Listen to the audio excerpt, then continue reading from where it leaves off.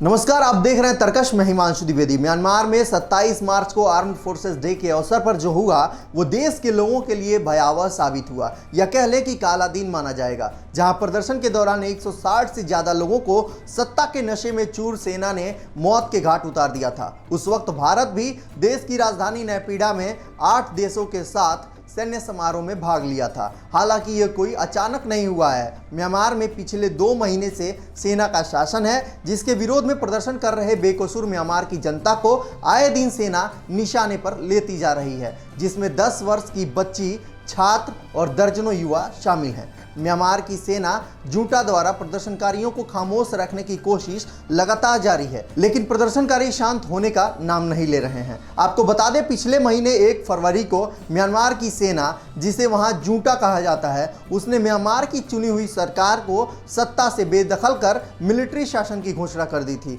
Myanmar में 1 साल के लिए आपातकाल की घोषणा करते हुए सैन्य शासन लगाया गया है। इसके साथ ही म्यांमार की स्टेट काउंसलर और सबसे बड़ी नेता आंग सान सू की और म्यांमार के राष्ट्रपति को भी सेना ने नजरबंद कर रखा है। सूकी पर सरकार में रहते हुए विदेशों में जासूसी उपकरण और सोना लेने जैसे गंभीर आरोप लगाए गए थे।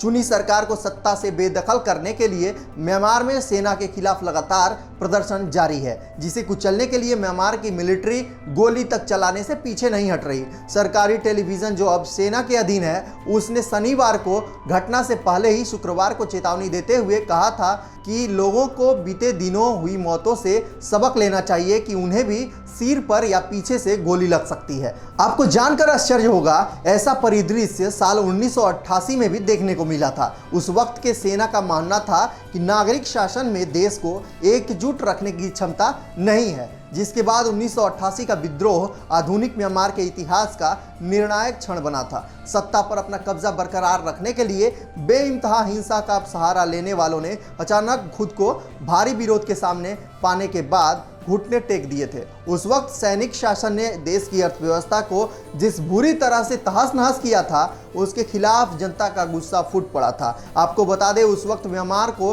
बर्मा के नाम से भी जाना जाता था, जब बेहद गोपनीय तरीके अपनाने वाले अंधविश्वासी जनरल वीन के मिलिट्री शासन को 26 साल हो चुके थे। जनरल वीन ने साल 1962 के तख्ता पलट में सत्ता पर कब्जा कर लिया था। बता दें कि म्यांमार में सैन्य तख्ता पलट के बाद सेना द्वारा इस हिंसक रवैये में फरवरी से अब तक 400 से अधिक लोग मारे जा चुके हैं। सेना के अमानवीय कदमों को लेकर अंतर्राष्ट्रीय स्तर पर व्यापक निंदा हुई है और म्यांमार में कई कूटनीतिक मिशनों से तीखी प्रतिक्रियाएं आ रही हैं, जिनमें शनिवार को बच्चों समेत नागरिकों की हत्या का जिक्र है। ब्रिटेन के विदेश मंत्री डोमिनिक राब ने इसे गिरावट का नया स्तर बताया है। वहीं संयुक्त राष्ट्र महासचिव एंटोनियो गुटरेस ने कहा है कि म्यांमार में हुई हिंसा से उन्हें गहरा सदमा लगा है। यूरोपीय संघ के प्रतिनिधि मंडल ने ट्वीट करके कहा है, 76वां म्यांमार सशस्त्र बल दिवस आतंक और असम्मान के तौर पर याद किया जाएगा। वहीं जर्मनी के विदेश मंत्री ने कहा कि वह किसी भी कीमत पर सेना द्वारा की जा रही हत्याओं को सहन नहीं करेंगे। इसके अलावा अमेरिका के राष्ट्रपति जो बाइडेन भी इस हमले को क्रूर बताया है। इस खबर पर आपकी क्या राय है, कमेंट कर हमें अवश्य बताएं। वीडियो अच्छी लगे तो लाइक और शेयर करना ना भूलें। धन्यवाद।